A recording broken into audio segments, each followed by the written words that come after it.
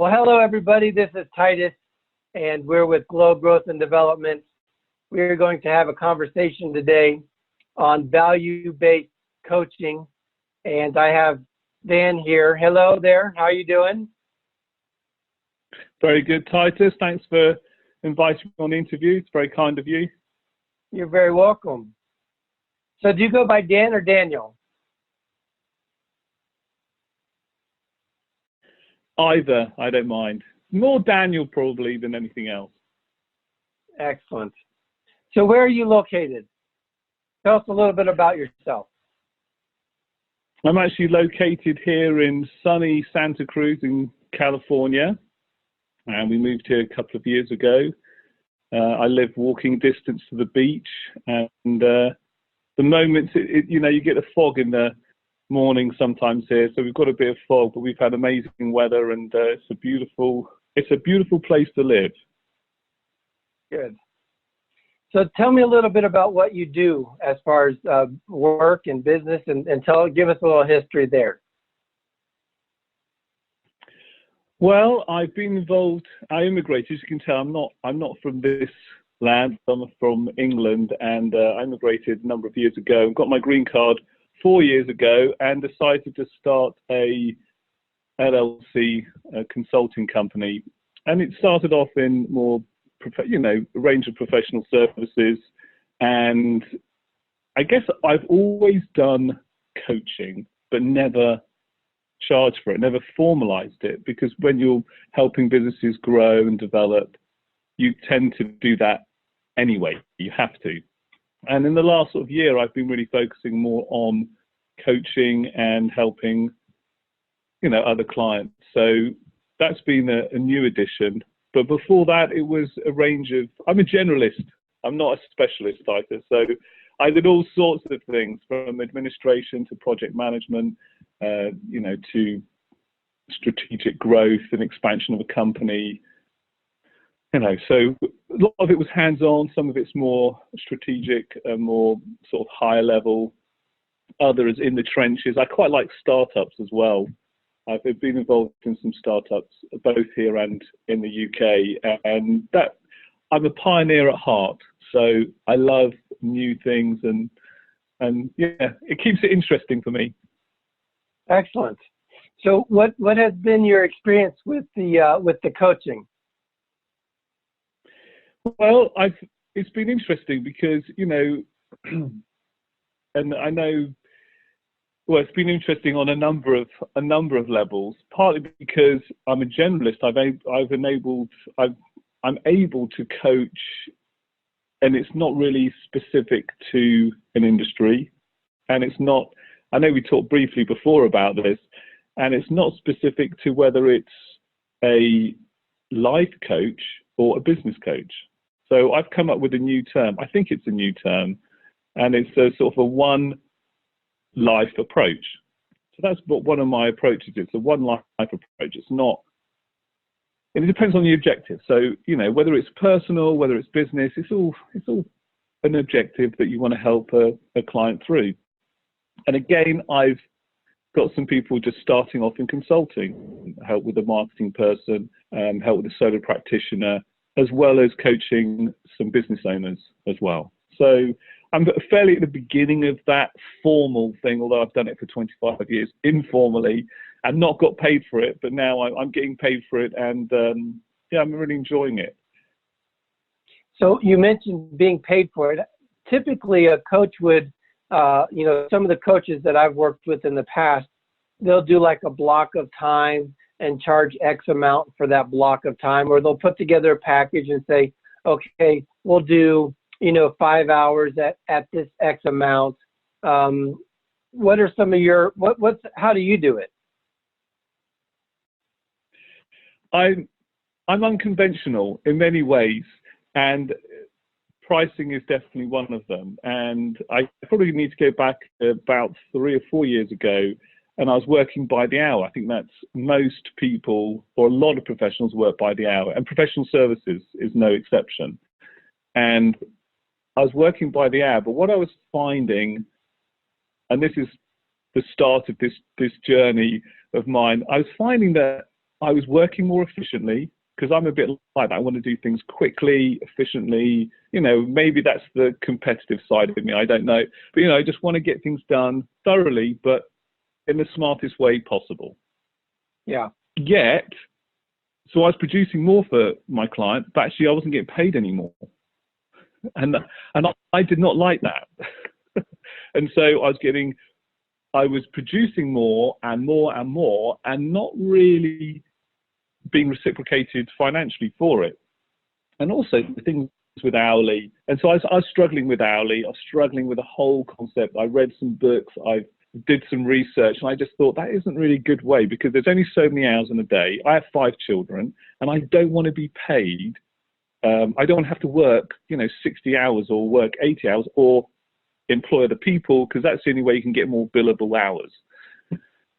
And so I came across something called value-based fees, and I started implementing it. And it wasn't an easy transition in my own thinking and in my own delivery of it, and also conveying it to other people.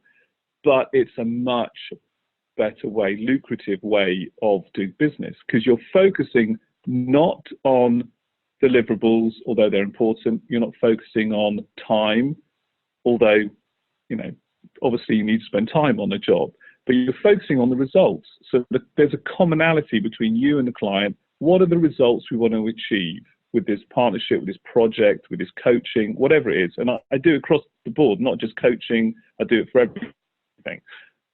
And what you find there is that there's common ground, because we're talking about objectives. Then I talk about, well, how we're going to measure the progress. And then the clincher is, what's the value to you after this project's done, whatever that might be. And then I work on a basis of return on investment. So they have to invest a certain amount. And most people understand that concept. You invest some money, and this is what the return you get. And then it's down to, and it is a bit of an art and a science. Then it's down to what you convey to them, what they believe their value is to them, and focusing on the value and not how long it's going to take. Because let's face it, if I can do something for a client, if it takes whatever the objective is, whatever the coaching assignment is, if I can get them to a certain place in 6 months or in 4 months, what would they prefer? Of course, they'd prefer 4 months, but then you get paid less. Whereas with this system, you get paid the same, however long it takes to some extent. And it's probably more detailed than that, but that's the sort of a general overview. Is that clear, Titus? Or yeah, and so let's continue the conversation a little bit. What are some of the benefits that you would feel the other coaches or other coaches out there, if they were to transition to a value-based fee schedule as opposed to a time-based fee schedule? What do you think some of those benefits would be? That's a good question. And a lot of the benefits to the coach would be time, because we're all working for discretionary time. We're all working for something else. I mean, we have a passion for it. But the great thing is you're not going to have to work more hours. You're going to have to deliver more value to be paid more. So there's a sense of developing yourself and what you can achieve, and your own personal development comes in there. The other side to the client, I'm not sure you didn't ask for this, but I'll give it to you anyway. The client side is that they're not thinking, I mean, let's face it, we've all had attorneys. I've got friends who are attorneys, and, people like, should I call them? Because that the stopwatch is going to go straight away, and then they're going to rack up a bill, and you're thinking, well, is it worth calling them?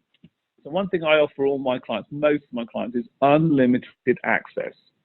So, for example, a coaching assignment, they want to get a certain objective, and maybe they have a problem or something comes up. They don't have to wait till next Wednesday at 2 o'clock is when I'm going to have my coaching time with Daniel. No, they can call me, and we each agreed upon times of returning calls, returning texts, returning emails. So but there's unlimited. They're not thinking, oh gosh, that's going to cost me, and is that worth the investment? So there's a side to it where clients can actually get the job done if they need to call you. And here's the other thing. How do you charge for a 3-minute call that really helped a client out? How do you charge for that? that's reciprocal. Some, I had a call. I'll give you an example. It was a new client. They've just stayed in their first year of business. I gave them one piece of advice that they've implemented in the first week, and that is to bill in advance, get paid in advance. That's another passion of mine, is to get paid in advance, because we're knowledge-based business. So it's like you buy a book, you pay for it first, then you read it. And he was able to secure his first piece of business paid up front, 3 months up front, and that was maybe a 2-minute, maybe a 4-minute conversation I had with him. So I want to get paid for the results I achieve for my clients and not the time I spend. It's the wrong basis. If you're doing time-based billing, you're trying to fill up time. No matter how conscientious you are, you're thinking about time. You're not thinking about the results you want to achieve for the clients, and that's what they're interested in. They couldn't care less how long it takes. They just want the results, right? Right. Yep. I've actually have had a situation with a coach that I work with, and I'm like, okay, and I'm ready to go to the next level, and I'm like, okay, put together a package for me, and then he puts together this package, but on my side and in my head, I'm like, okay, I've already paid you for this X amount, and I'm really struggling with the results.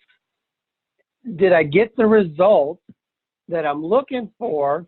And I've already paid you for X amount of time, but I'm not really happy with the results that I see.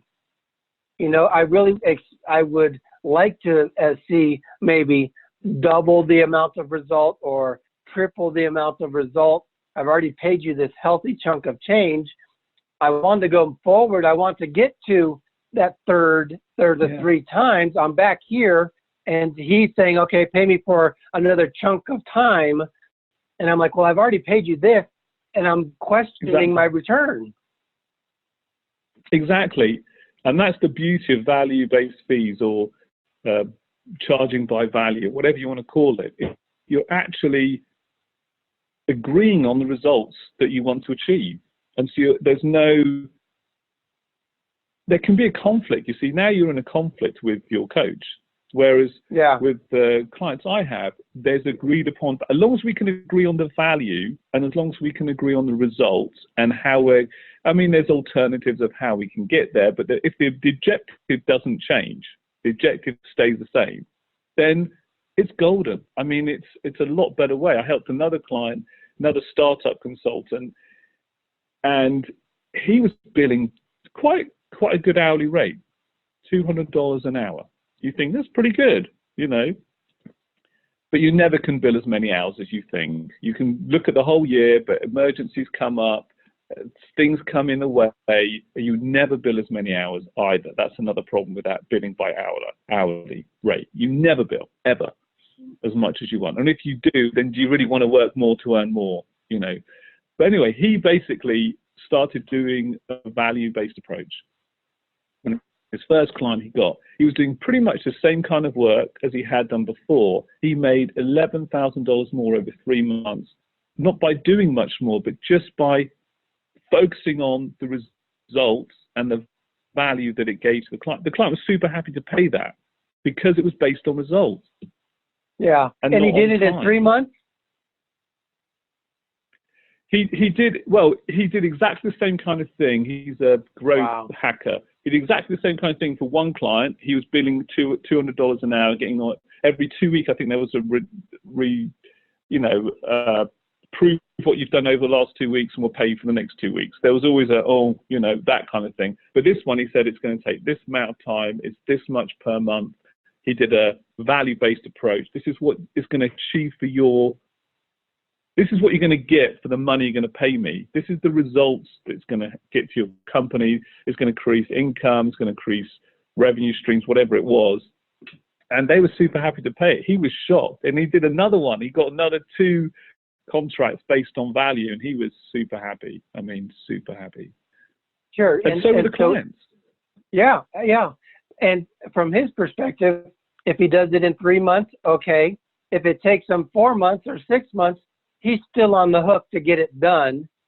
right? He's still on the hook to get it done because we're getting to the value, we're getting to the end result. Yeah, and I think you have to put some accountability in there. There has to be, in coaching,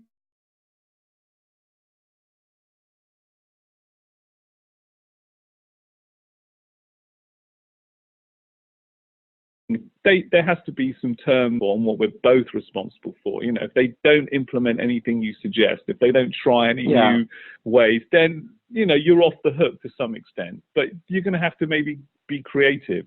And that I guess goes to another point, is that you have to be able to deliver. I mean, you have to be good at what you're doing and deliver the results. You have to be confident in what you can achieve for someone. And I found I'm not industry specific, I'm person specific. So I need to find someone with the same core values I have, with the same basic core values. We don't have to agree on everything, but do you know what I mean? And it's a relationship business, like most businesses. Then you're golden. If you've got that relationship, you've got that trust, then you can work together. They like you, you like them. You don't have to agree on everything. That's in my contract, but there's a respect. And again, it's a peer-to-peer relationship. It's not, you know, sometimes bidding by hour, because the other thing with hourly is this: they're thinking, who else could do it for cheaper, right? That's an automatic thing. Whereas, no, I need Daniel because he's like this and this is how he works, and I prefer Daniel. No, we need Daniel, not someone else. Yeah. So as we wrap things up here, if a coach or somebody else wants to learn more about you, can they find you? If somebody wanted to talk to you more about this value-based fee structure, where can they find you, so on and so forth? Well, I don't know where you could just put my email address. It's daniel@aptoconsultingllc.com, and that's apto, A-P-T-O, which is a Latin word where we get the word apt, you know, so you learn to adjust. And aptoconsultingllc.com. So it's daniel@aptoconsultingllc.com. And happy to answer any emails, and maybe we can talk on the phone, offer a discovery or 15-minute no obligation conversation, and that's a sort of discovery meeting. So happy to do that as well. And you're on LinkedIn also, correct? Of course. I wasn't sure where you're going to post this, Titus. But if you post it on LinkedIn, yeah, I'm LinkedIn. I'm there, and it's Daniel Saphorghan, and maybe you can put a link to my page, or you'll figure it out, Titus. You're the marketing guy here, and you've got it covered, I'm sure. Awesome. Well, Daniel, I appreciate your time, sir. I look forward to having another conversation with you in the future, and you have an awesome, incredible weekend. This is Titus with Glow Growth and Development. We'll talk to you.